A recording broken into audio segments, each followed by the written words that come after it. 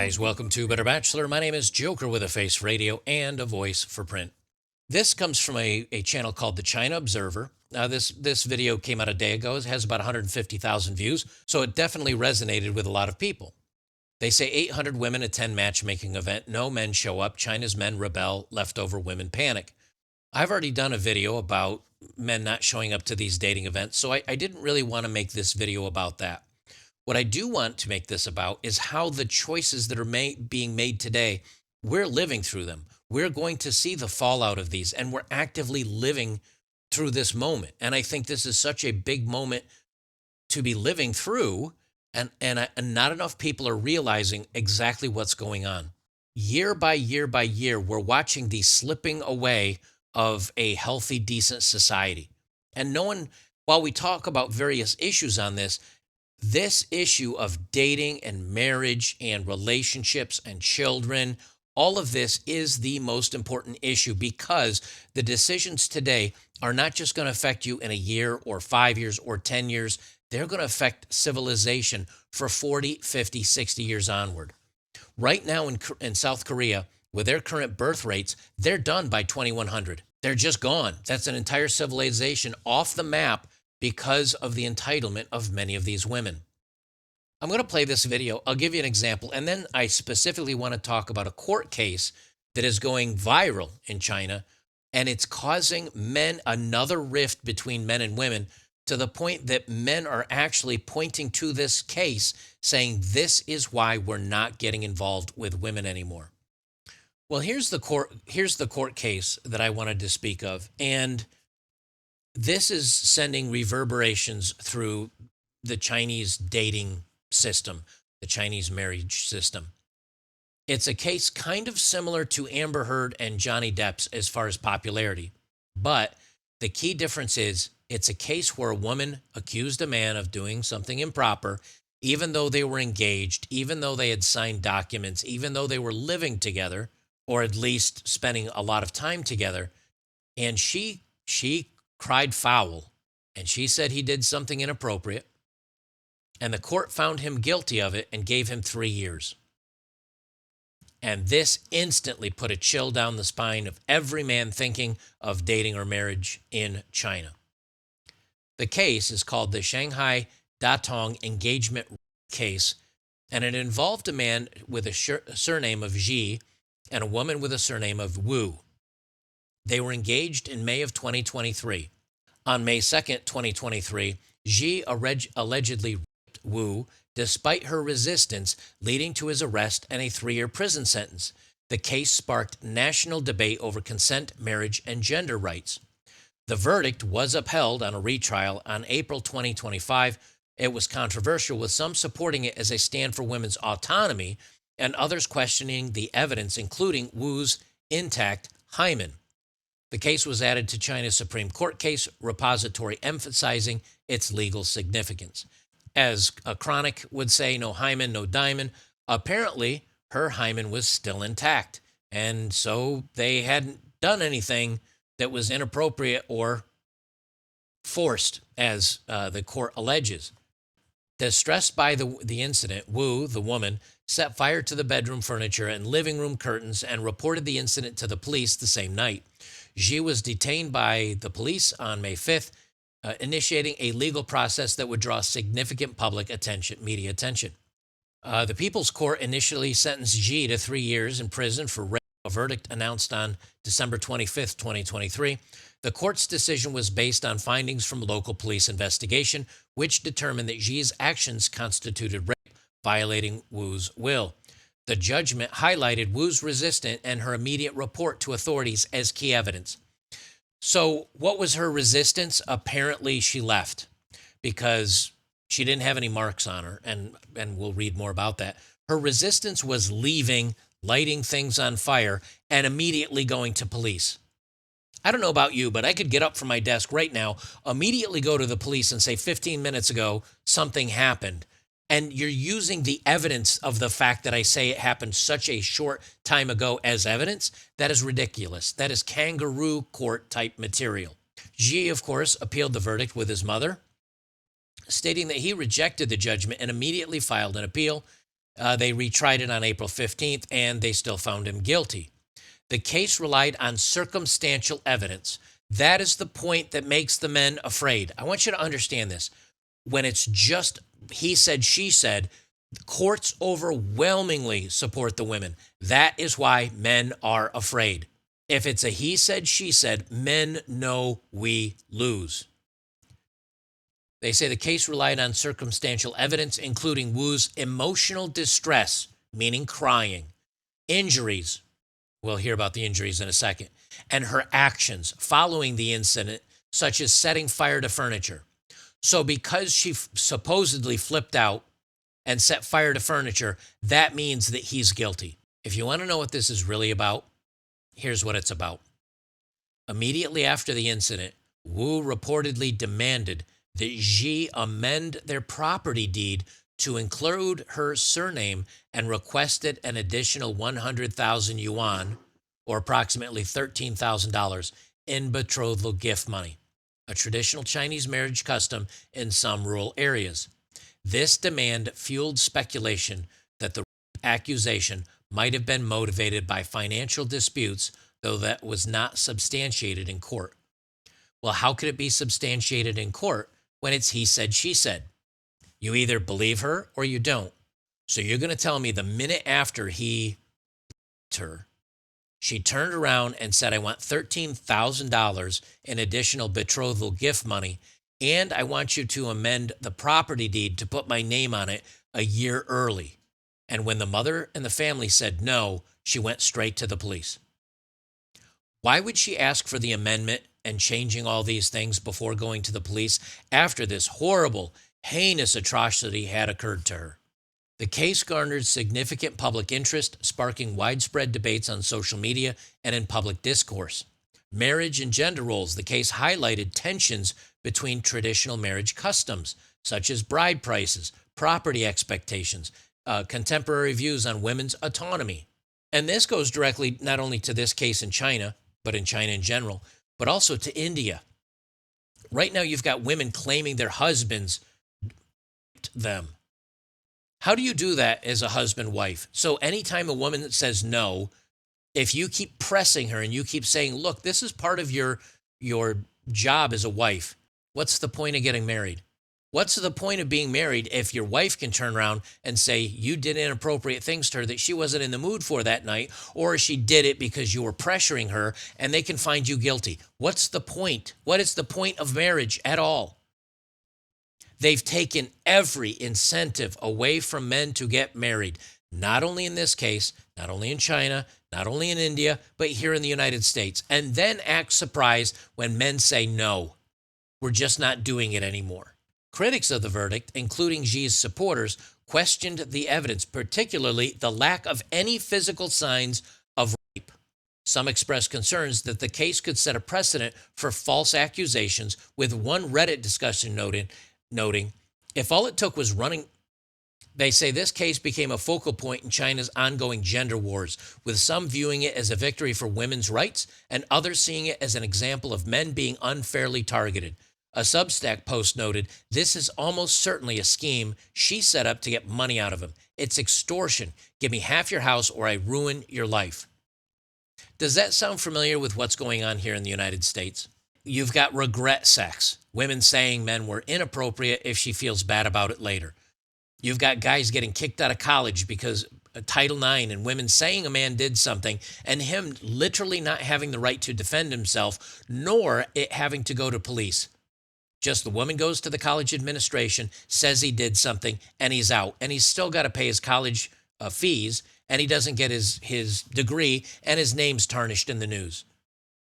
They're making men afraid of women, period. It's not just marriage anymore. It's not just dating anymore. It's just men being afraid, period.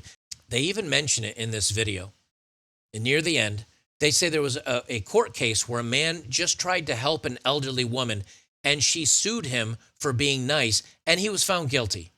And now, what did you see? In public, people don't help each other anymore. Oh, you fell? Tough. You fell in the middle of the road? Lay there.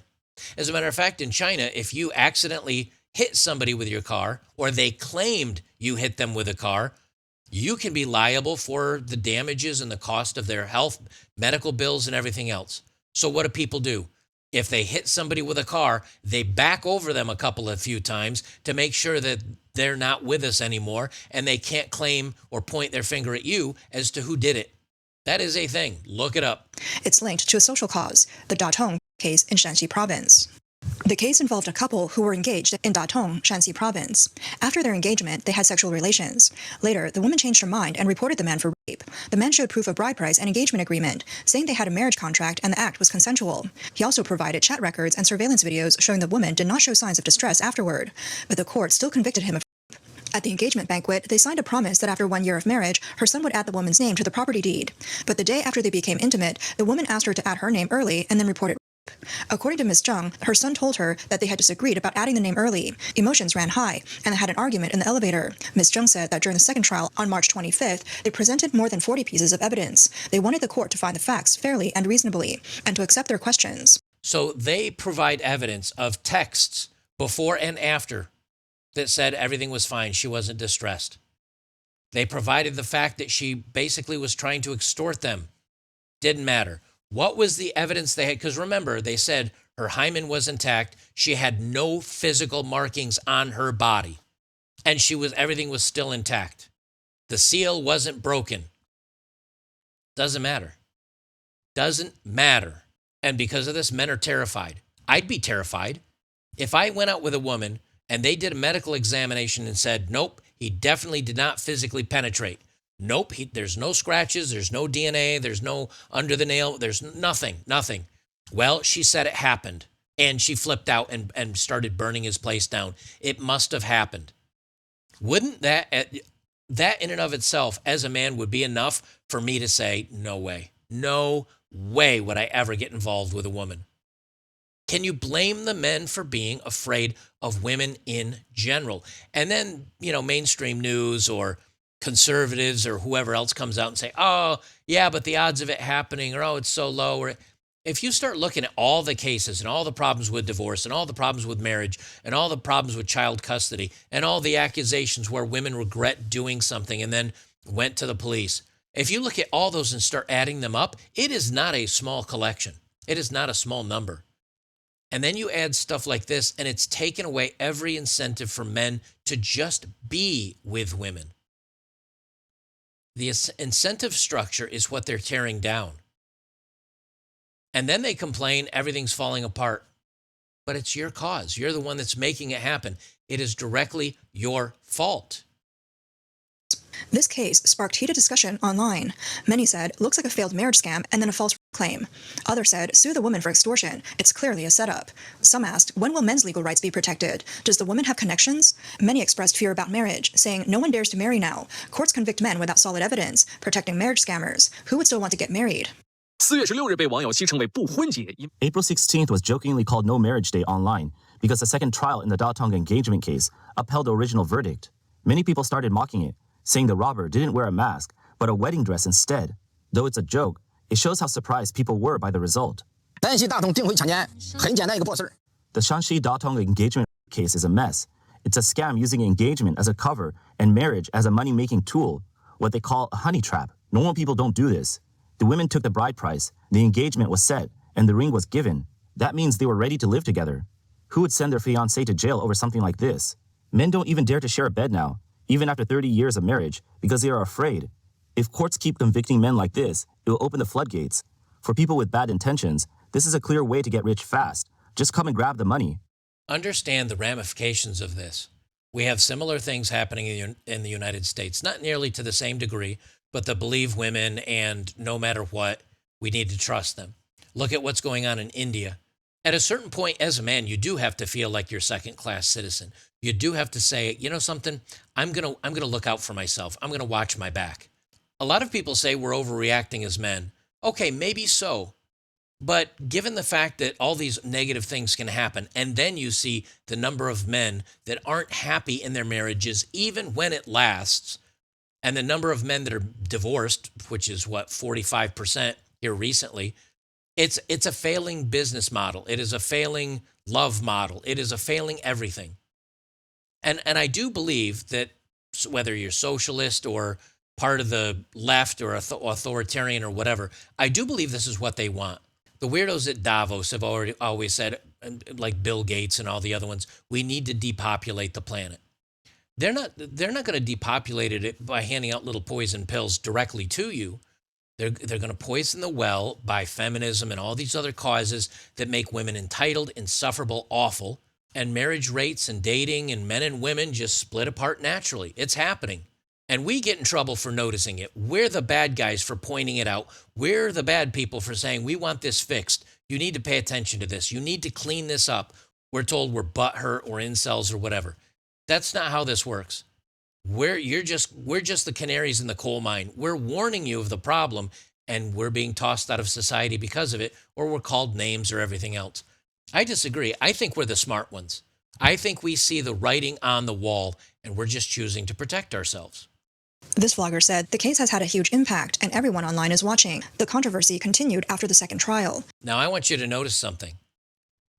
This is the court. This is the court. And what do you see? A woman, and it looks like a woman judge, and another woman walking behind the bench.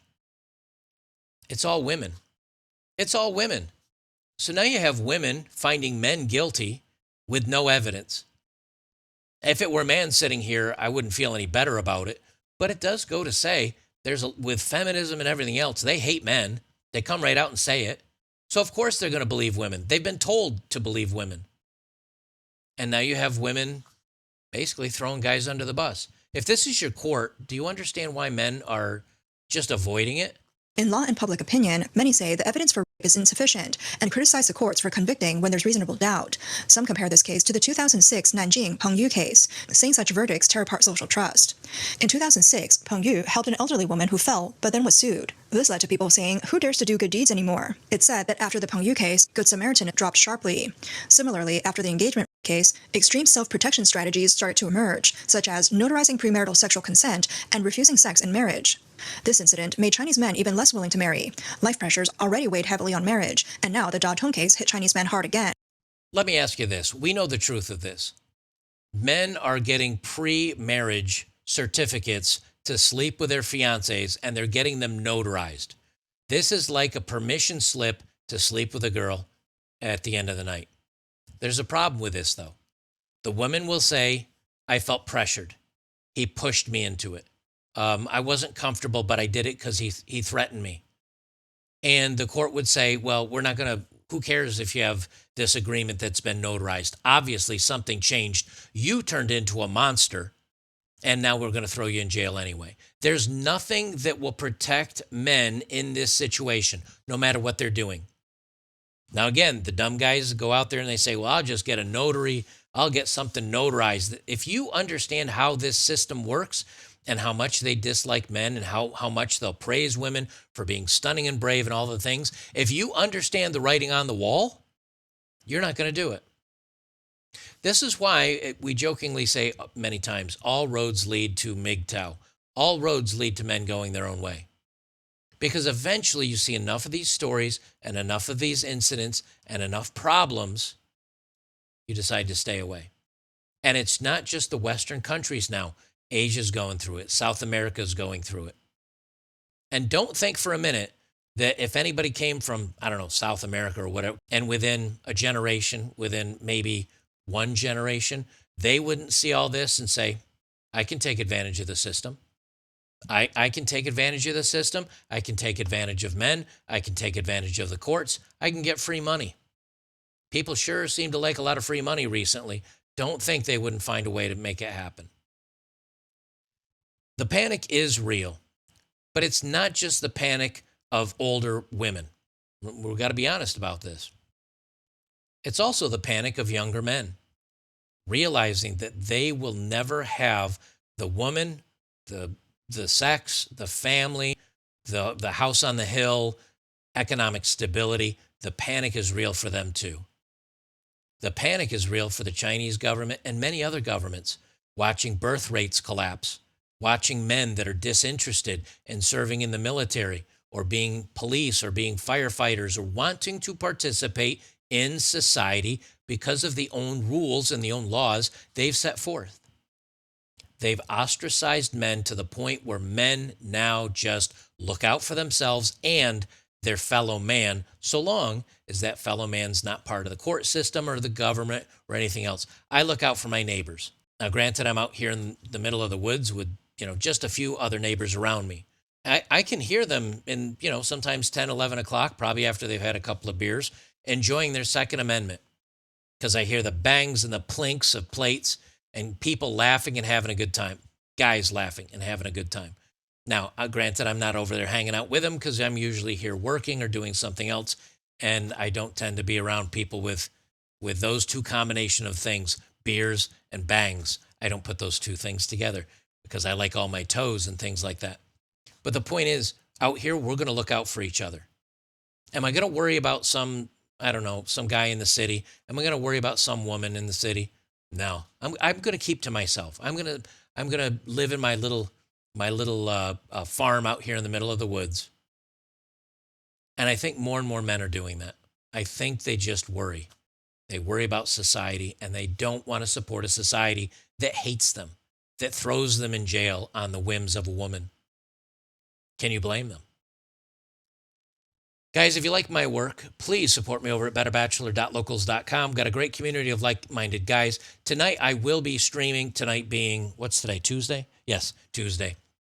Tonight, I will be streaming a game.